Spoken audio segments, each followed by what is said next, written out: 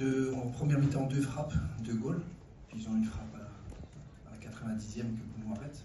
Donc c'est vrai que c'était un match où il y a eu des transitions. Et dans le contrôle du match, il nous a fallu des fois mieux le contrôler. Mais je suis satisfait de tous les joueurs. C'est pas facile. Je suis satisfait de l'équipe parce qu'en fin de compte, on a vraiment dominé tout le match. Après, je ne vais pas parler des joueurs individuellement, bien entendu, mais ce qu'il faut savoir aussi, c'est que c'est pas facile pour les joueurs certains qui n'ont pas eu de temps de jeu, de commencer un match de Coupe du Monde avec cette intensité. Et c'est pour ça qu'on a vu aussi que certains joueurs qui grandissaient dans le match et devenaient récupérer le rythme, étaient plus performants. Donc je suis très satisfait. On aurait voulu aller chercher cette première place. On a gagné le match 4-2, on a pris 2 buts. Ok, c'est le foot, c'est la Coupe du Monde. Ils ont eu leur moment de gloire aussi. Parce que, on l'avait dit aussi, parce que c'est un match de transition. Pourquoi? Parce qu'ils ont pris beaucoup de risques, ils n'avaient rien à perdre. Et donc ils jouaient souvent long, ils avaient 2-3 joueurs devant dans les transitions. Donc voilà, c'était un match compliqué à cause de ça, mais pas à cause de notre qualité ou nos points forts, parce qu'on avait beaucoup de points forts comme sur ce match. Coach, félicitations pour votre qualification. Mon nom c'est Fred pour Sportpassion Info, c'est un média haïtien. Alors, qu'est-ce que vous avez pensé de cette équipe d'Haïti par rapport à leur adversité ce soir? Est-ce qu'ils ont compliqué vos tâches? Et qu'avez-vous changé en deuxième période pour aller chercher cette victoire?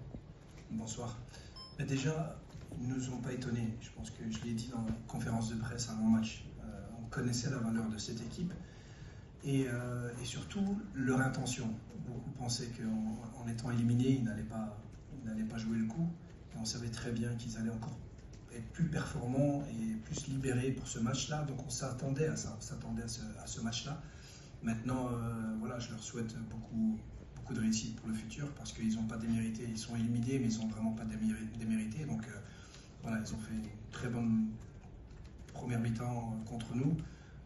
La deuxième, on l'a mieux contrôlé. On n'a pas vraiment changé grand-chose, sincèrement. On faisait les choses bien. Il fallait juste qu'on maîtrise les transitions. Sinon, on a eu beaucoup d'occasions, beaucoup d'opportunités en première mi-temps. Ils ont eu deux frappes, 2 buts. On ne peut pas changer grand-chose. On devait juste mieux contrôler le match et être vigilant sur les transitions et attendre que le ballon rentre dans le but. Bonjour coach, Nasreddin Nasri, la Nouvelle Tribune et Canal+. Tout d'abord, félicitations pour la qualification et bravo pour la compo d'équipe qui, malgré le début de match possible, je l'ai trouvé très cohérente et très pragmatique. Moi, je voulais revenir sur un point important. Je sais que vous n'aimez pas parler des joueurs en particulier. Je voulais revenir sur le manque d'engagement que j'ai trouvé de Brahim Diaz. Comment vous l'expliquez? Est-ce que vous lui avez tiré les oreilles à la mi-temps? Et je voulais revenir aussi sur un point positif de ce match. J'ai trouvé que les remplaçants marquaient des points. Est-ce que vous pensez qu'ils peuvent bousculer la hiérarchie dans les matchs prochains?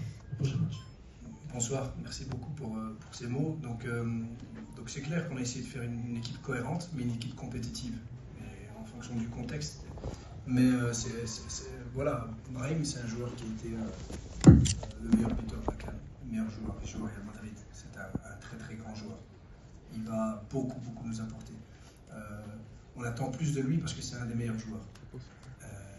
Et il a 2 buts, il a 2 assists sur les 2 premiers matchs. Donc, Inch'Allah, avec la confiance, et c'est ce qu'on va lui apporter. Je vais tirer les oreilles à personne, parce que j'ai senti mon groupe investi. Donc, on va lui apporter le soutien qu'il a besoin, la confiance qu'il a besoin, pour qu'après, il soit performant au prochain match, qui nous aide à nous qualifier. Et sur les remplaçants? Mais les remplaçants, oui. Après, vous savez, des fois ils rentrent dans des conditions où c'est plus difficile, et puis on critique les remplaçants. Des fois, ils rentrent, ils gagnent, et on dit voilà, c'est eux qui doivent commencer. Donc nous, on a confiance aux joueurs qui rentrent. Ils sont rentrés pour des bonnes raisons. Et on a senti une vraie énergie. Et je pense que certains le disent et le montrent tous les jours. Qui que ce soit qui commence, ils sont prêts. Ils sont prêts à jouer les minutes. Et je l'ai toujours dit, j'ai pas de remplaçants. C'est pas des titulaires et des remplaçants. C'est des joueurs qui commencent les matchs, c'est des joueurs qui terminent les matchs. Aujourd'hui, les joueurs qui vont terminer les matchs ont contribué à la victoire. Et en fait, c'est l'objectif, c'est le but, c'est quelque chose de logique. Donc voilà, maintenant, c'est important pour la confiance aussi.